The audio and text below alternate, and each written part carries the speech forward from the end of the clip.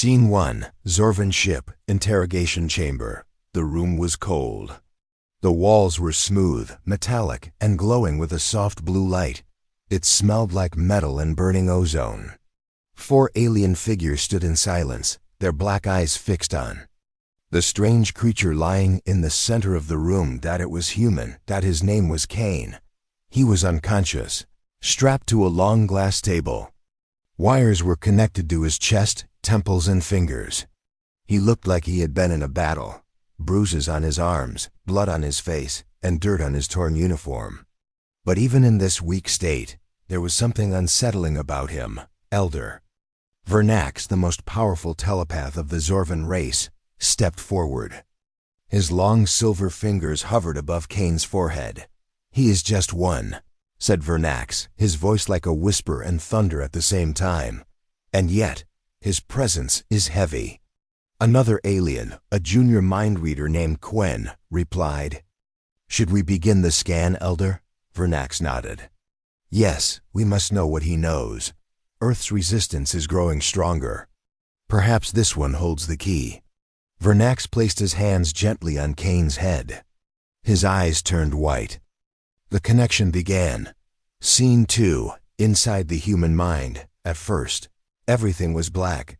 Vernax floated in the dark, like falling through space. Then suddenly there was fire. Screams, explosions. Tanks rolled across broken cities.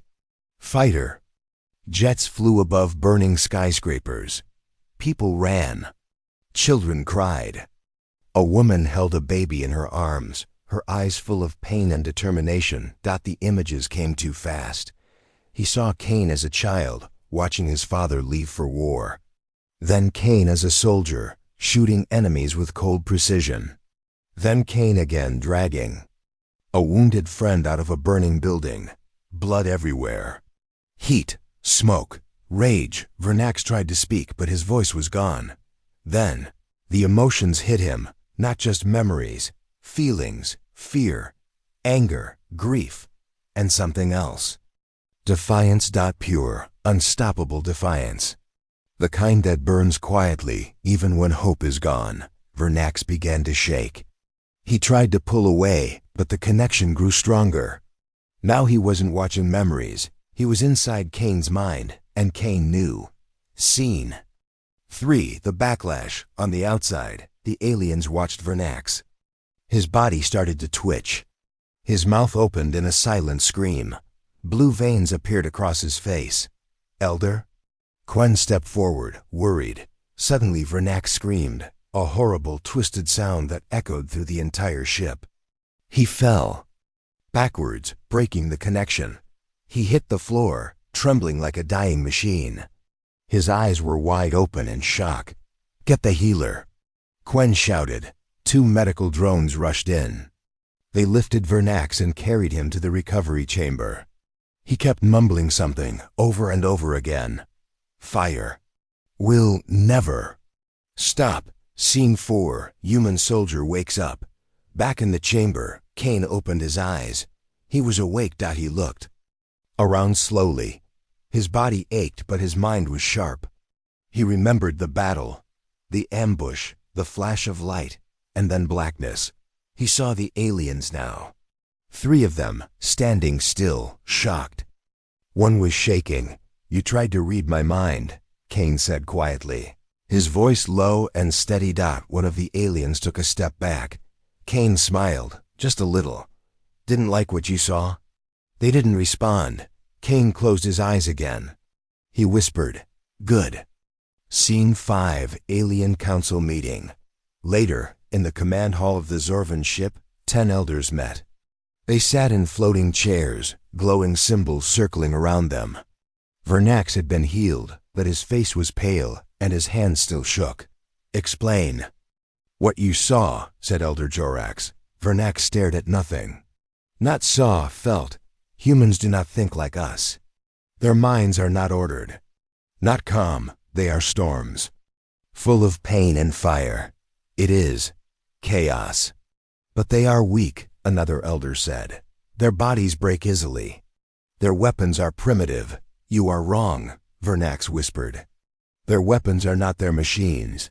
It is their will, their belief that no matter what, they will fight.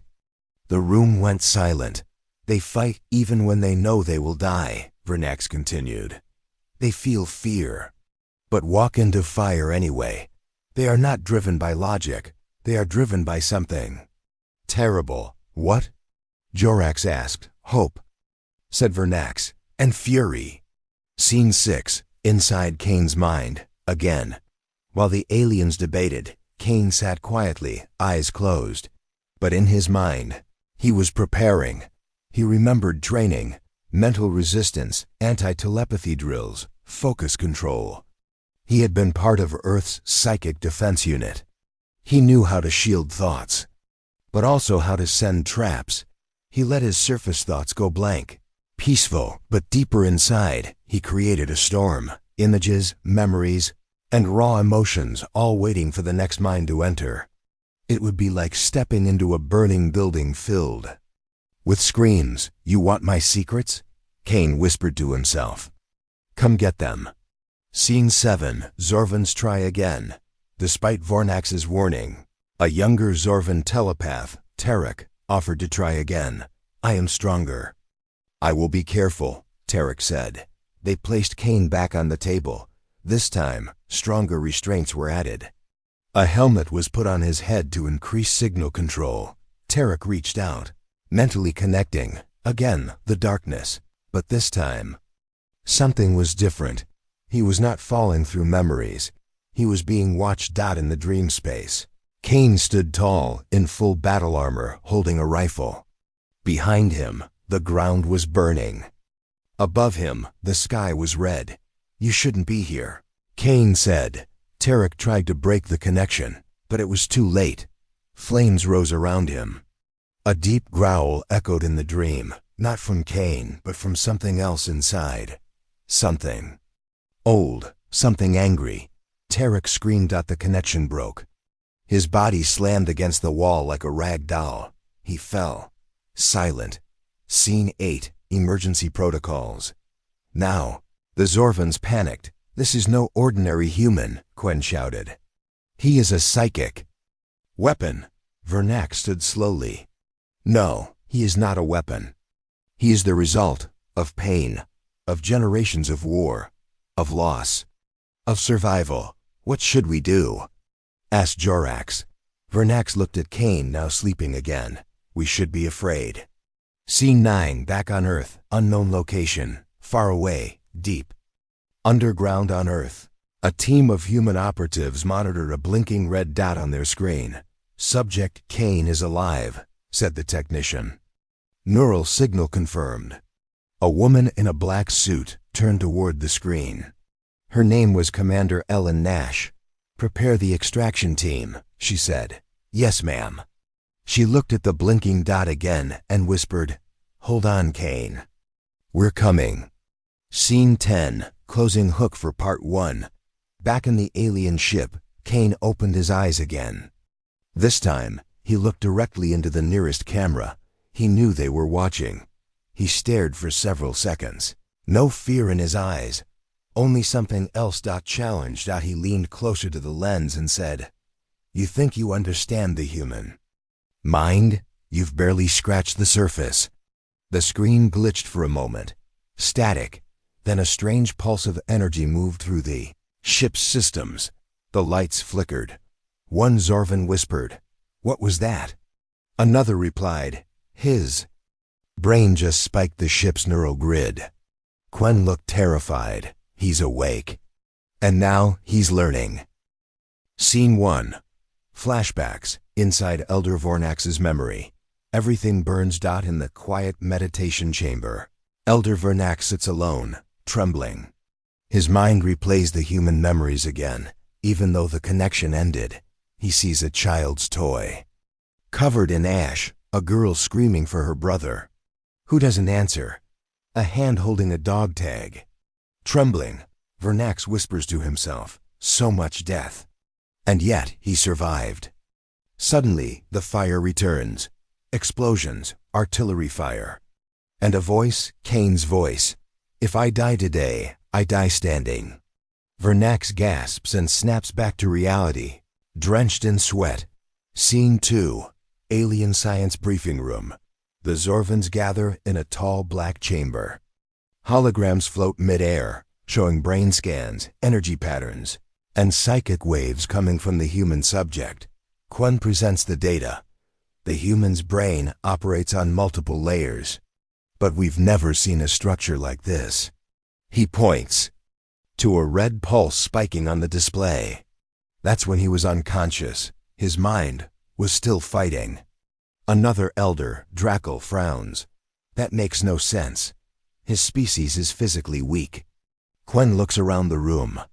Maybe strength isn't in the body, but in the pain they've learned to carry. Scene 3. Human flashback from Kane's memories. Suddenly, we shift into Kane's memory. Seen from the alien's point of view, Kane is 17. He's lying in a trench during a planetary war on Europa 7. His arm is bleeding. Artillery hits nearby. The ground shakes. His commanding officer is screaming in his ear. "Get up, soldier." Get up. Kane looks at a broken photo in his hand, his sister and mother. He wipes his eyes, clenches his teeth, and stands. He picks up a fallen soldier's weapon and runs toward the fire. Narrator, alien voice. He did not run for glory. He did not run to kill. He ran because that's what they do. Humans move forward, even through hell. Scene 4. Alien debate back on the ship. Fear is growing. Some Zorvans now want Kane executed. One alien says, "We've captured warriors before, but this one, his mind is poison." Another suggests sedating him forever, locking him in a dream state. But Vernax disagrees. That will not help. He's becoming aware of us. Everyone stares. He may not control his powers yet, but soon he might. Scene 5. Kane's mind starts fighting back. The room where Kane is held begins to glitch. Screens flicker. Gravity fluctuates. One guard hears a voice whisper in his mind, "Do you understand fear now?" Suddenly, Kane's eyes open, glowing faintly. Just for a moment, then everything stops. He lies back again. Silent. Alien guards report to the control center. "We didn't touch him. He was sleeping." But the room changed. Vernax closes his eyes. The human mind does not rest. It resists, even in dreams. Scene 6. Alien soldiers start cracking elsewhere on the ship. Something worse is happening. Alien soldiers who guard Kane begin to have nightmares. They dream of fire, storms, and being hunted by a shadowy figure. The figure always looks like a human. Sometimes Kane, sometimes someone else, always watching. One soldier refuses to go back to his post. There is something wrong with him. He's changing us. Another has a breakdown, screaming, "I can feel him in my head." Scene 7. Human rescue team prepares back on Earth. Commander Nash reviews a plan. A Black Ops strike team is prepping for deep space jump. She looks at a 3D map of the Zorvan ship. "We have one shot. If we don't get Kane back soon, he may not be Kane anymore." A younger soldier asks, "You really think one man can destabilize an entire alien ship?" She smiles. "No, but one human mind. That's worse." Scene 8. Final hook cliffhanger. Back in his chamber, Kane begins to hum quietly. Just a tune, a song from Earth, something soft, but the lights dim. A drone nearby shorts out. Then, for the first time, he speaks aloud, calmly. "I remember everything now." He looks at the ceiling. "You thought I was broken, but you didn't break me, you woke me up." The screen glitches. The last frame shows his heart monitor rising. Inside the war chamber, holographic stars rotate slowly. Zorvan generals, scientists, and mind speakers gather. Everyone is tense. General Drek speaks first. "Enough games. This human is not a soldier. He's a psychic trap. Destroy him." But Elder Vernax disagrees. "No, we're missing something. His mind is not hostile. It's alive. We must understand how it defends itself. Quen looks unsure. What if it's not just a fence? What if it's a maze? They decide to try one last mind probe, a deep scan. But this time with a special telepath. Trained for mental mapping. Scene 2. Entering the labyrinth, the new telepath is Kelza. Younger, proud, and very skilled in dreamwalking. She believes she can resist anything. Kelza connects to Kane's mind using an upgraded neural link. Everyone watches. He's unconscious, a medic says. Good, Kelza replies. I'm going in. Darkness, then light, but strange. She appears in the middle of a small kitchen. It looks like Earth, sunlight through a window. A woman makes breakfast. A child laughs in the background. Kelza frowns. This is calm? But suddenly, the walls melt away. The kitchen is gone. Now she stands in a battlefield, flames everywhere. A man screams her name. It's not her voice. It's Kane's voice, trapped in memory. She tries to pull back, but she can't. Scene 3. The memory maze. Tight Kelza runs. She finds herself in a school, then a hospital, then a funeral. None of them belong to her. They are Kane's memories, twisting around her, but they feel too real. The people talk to her. They cry, they bleed, they blame her. You left us. You watched us die. Kelza yells, I'm not part of this.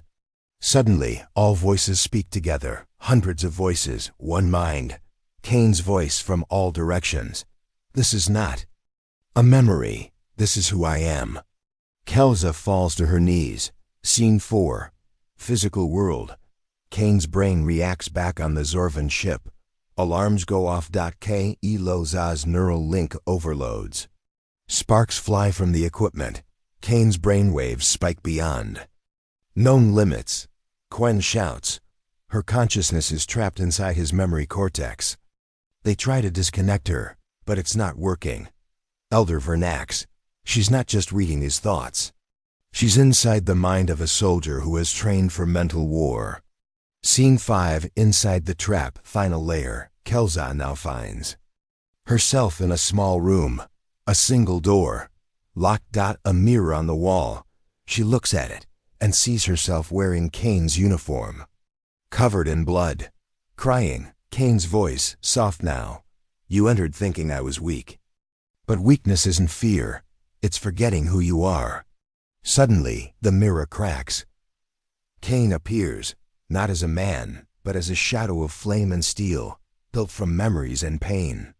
You looked for data, but found something else. The human spirit. The door opens behind her, and it leads nowhere. Just light. She screams as her mind begins to unravel. Scene 6. Emergency shutdown back on the ship. They're losing Kelza. Her vitals crash. The link burns out. Suddenly all systems shut down. Silence. Then a whisper. From Kane's cell. Don't send another.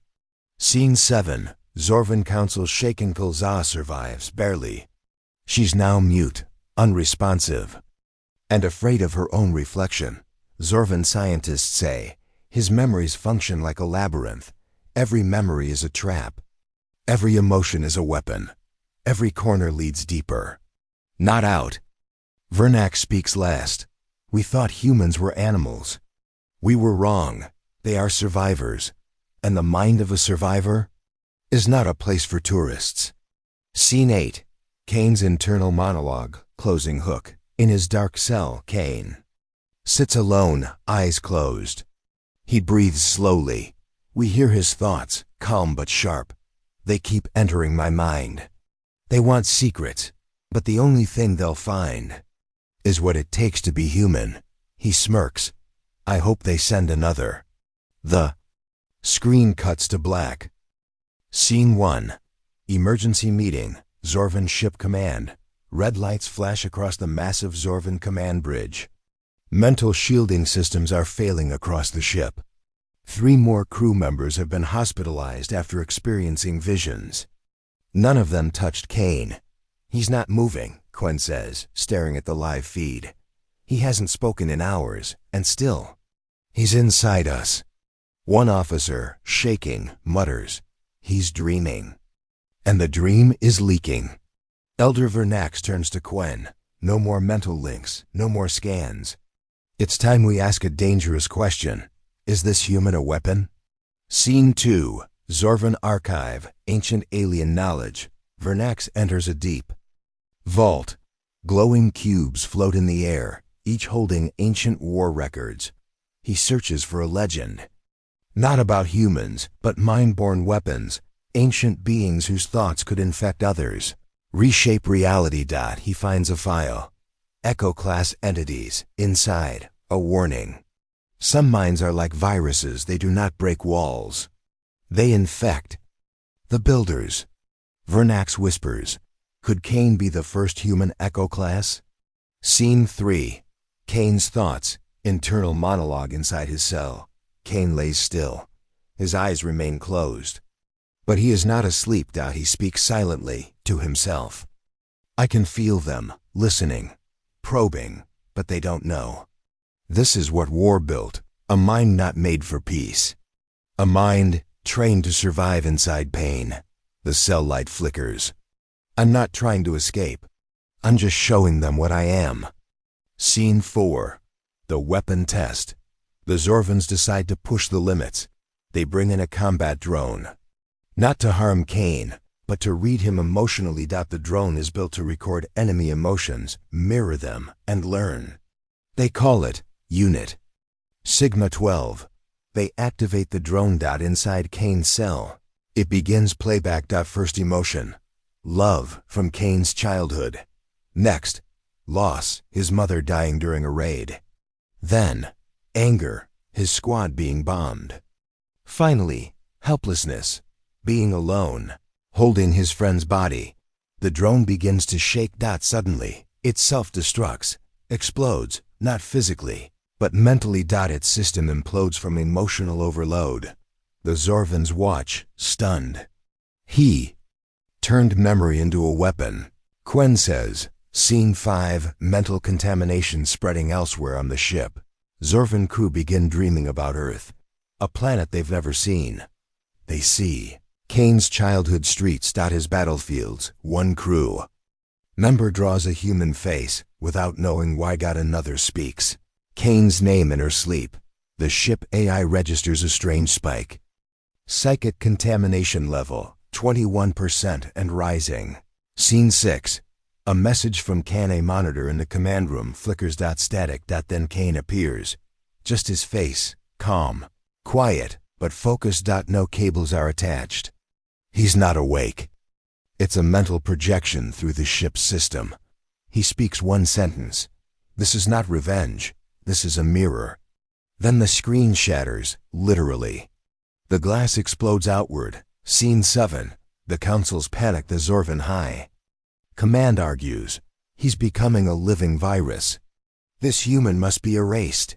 We waited too long. But Vernax says something chilling. Erasing him may erase us now. He is already inside us. Thoughts cannot be unthought. They go silent. Scene 8. Earth. Counter-infiltration team prepares back on Earth. Commander Nash watches the leaked video Kane projected. Her jaw tightens. He's alive. But he's doing something more dangerous than fighting. Her assistant nods. He's converting the enemy. From the inside. She activates a screen. A stealth team of cyber psychics and special ops prepares for launch. Get ready. We're not rescuing a soldier. We're recovering a thought bomb. Scene 9. Kane's final line. Episode hook in the dark. Kane finally opens his eyes. Calm, focused, empowered. He whispers, "You took my body, but I kept my mind.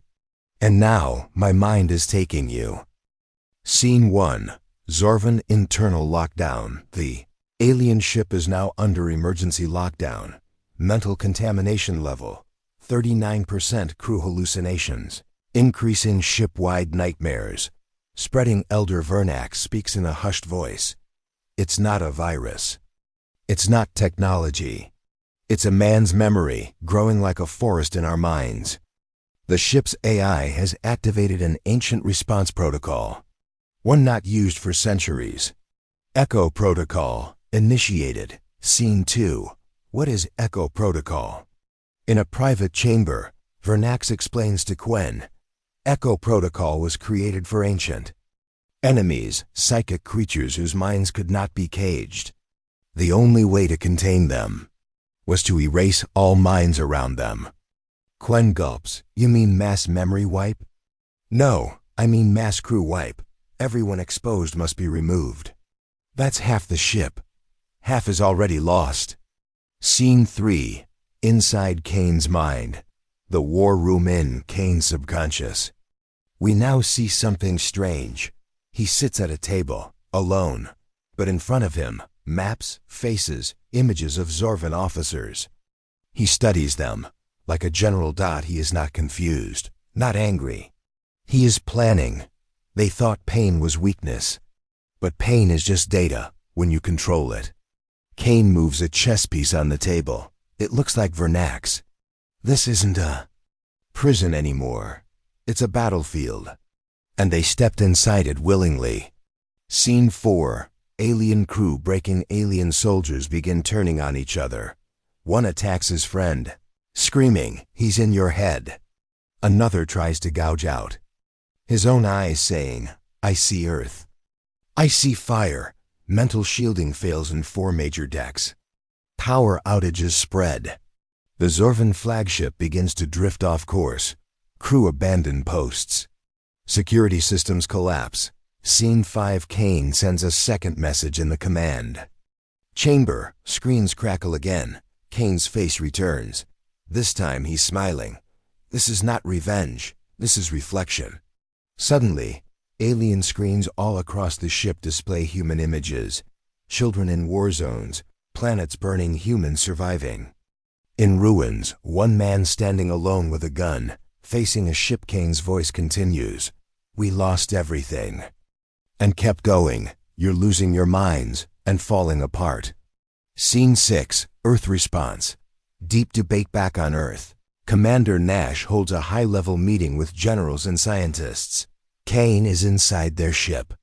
But he's no longer just a soldier. He's a signal, a mental weapon. One general asks, "Do we bring him back?" A scientist answers, "Or do we leave him?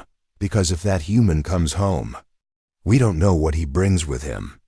Scene 7. Alien desperation. The mind cage Zorvan. Engineers activate a mental cage, an ancient psychic tech that compresses thoughts into a 0 point. They plan to seal Kane's brain. Inside his own worst memory. They inject the system. Inside Kane's mind, the scene changes. He's suddenly back in the trench, the day his best friend died. Artillery falls. Blood everywhere. A whisper. You will stay here.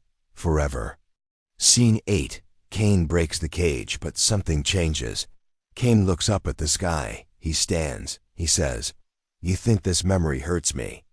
But this is where I was made." He walks through the fire. Each step makes the cage crack. Outside, the alien tech overheats. Sparks fly. Mind cage collapse detected. He's adapting, Quen gasps. He's using the trap to grow stronger. Scene 9. Kane's final words. Cliffhanger. In the silence that follows, Kane's voice echoes one last time. "You tried to erase my pain, but that pain is me. You thought you could unmake a human mind, but you walked into something older than fear." One Zorvan faints. Another whispers, "We created a god." Scene 1. Deep space. Signal detected in the farthest Zorvan. Relay post to 2 galaxies away. A transmission starts repeating. Not a distress call. Not a warning. Just one line of human voice in clear, slow English. "This is what you feared, but didn't understand." Alien officers freeze. They replay it. Again. Again. The voice is Kane's, and somehow it's spreading. Scene 2. Earth. Scientists analyze the signal. Earth. ESPSACOM unit detects a mental Broadcast moving through space. But it's not data. It's emotion, grief, rage, survival, love, memory. Dr. Lin, Earth's psychic researcher. He's not just sending a message. He's broadcasting what it feels like to be human. A general replies. To who? She answers quietly.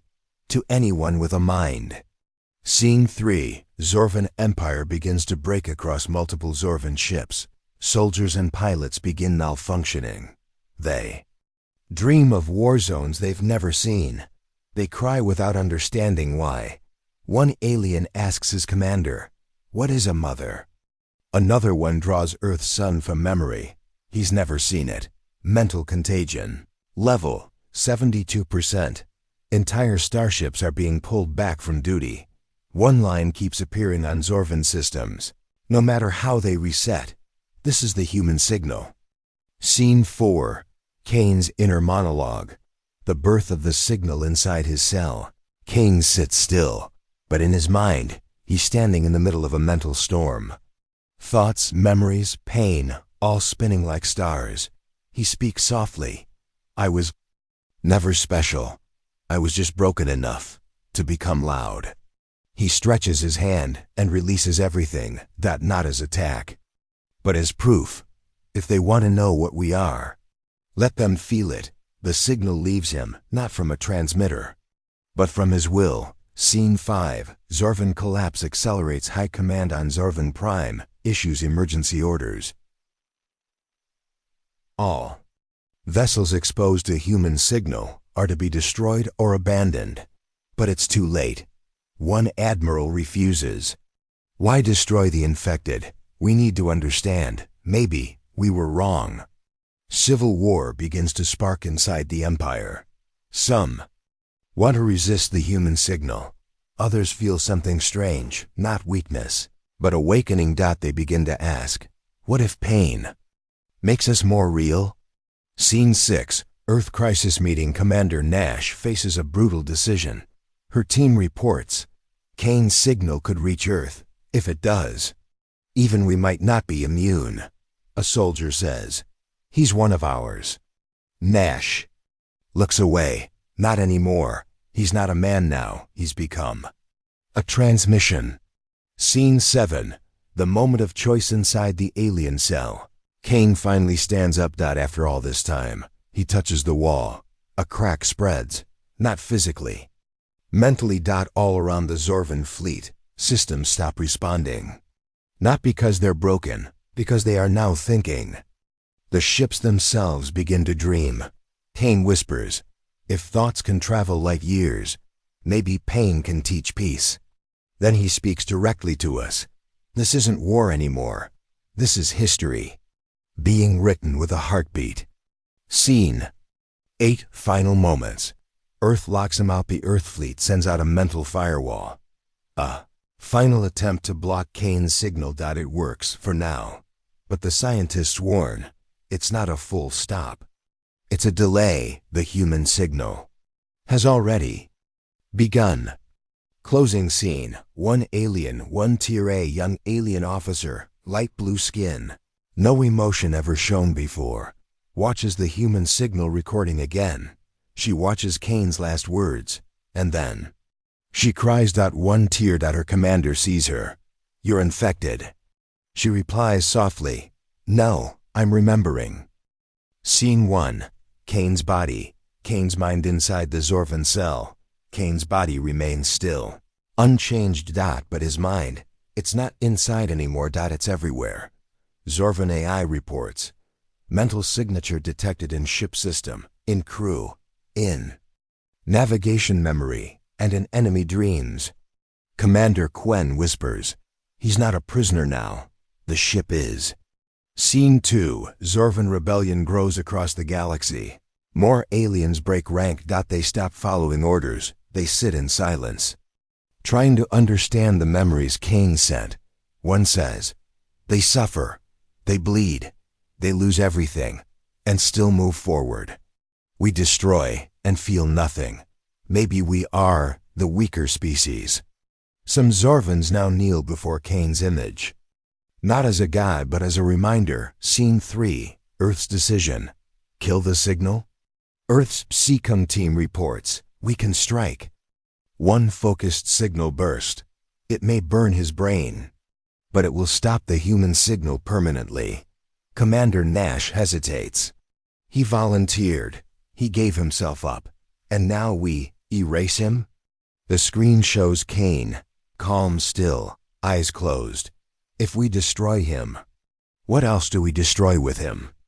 The room is silent. Scene 4. Kane, inside the Zorvan network inside the alien system. Kane moves through streams of memory and logic. He doesn't walk. He remembers his way through it. We hear his thoughts. I am not uploading. I'm sharing. I'm not infecting. I'm connecting. Suddenly, he finds something. A Zorvan child's memory, buried deep. It's a small moment. A parent giving a toy. A smile. A laugh. Kane pauses. So, they had love too. Long ago. And he saves it, not as a weapon, but as a gift. Scene 5, Earth fires the kill code. Suddenly, Earth sends the neuro-kill signal, white pulse, faster than light. It strikes Kane's cell. His body jerks, eyes open. Heart stops. For one moment, everything goes silent. Alien systems flicker. The human signal vanishes. Scene 6. Inside the silence. Kane sees nothing, just darkness. But then, he hears something. 1,000 voices. Alien, human, familiar, unknown. All saying one thing. We remember. Kane speaks. I thought I was alone. The voices answer. You were. And that's what made you strong. Now, you are more. Scene 7. He comes back in the cell. Kane breathes again. But something is different. Not just alive. Changed. His brain scans show new neural paths. His heart syncs with alien tech. The Zorvan ship responds to his emotions. Elder Vernax watches the monitor. He died. And came back as something new. Something beyond us. Scene 8. The final transmission. Kane stands. Calm, he speaks. To everyone. You feared the human signal. But it wasn't about war. It was about feeling pain. And choosing not to pass it on. You destroy what hurts you. We carry it. And still love. He steps toward the ship's control panel. This is not evolution. This is understanding. A blinding light spreads, not physical, emotional. Scene 9. Ending hook. Earth reacts back on Earth. Commander Nash watches. The human signal returns. But now it's stable, peaceful, clean. People on Earth begin having calm visions of Zorvans helping humans, of a galaxy with no war.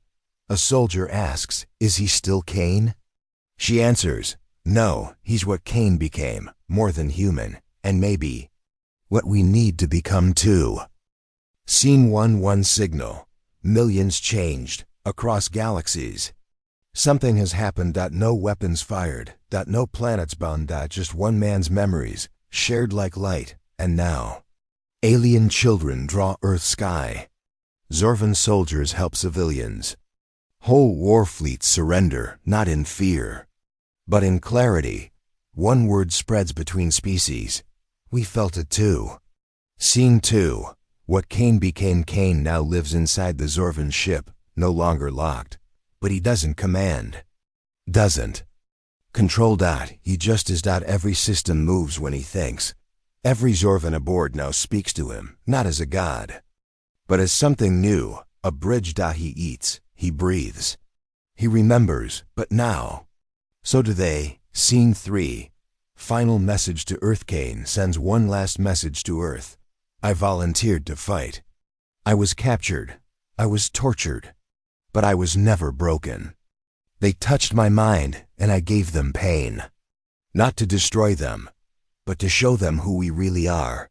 Not perfect. Not clean. But real. Earth listens in silence. Scene 4. Earth debates his return. Global leaders ask, do we let him return? One general, we can't risk him. He's not just Kane now. One scientist, But maybe that's who we need. Someone who lived pain and didn't pass it on. The people begin to speak. Millions demand, let him come home.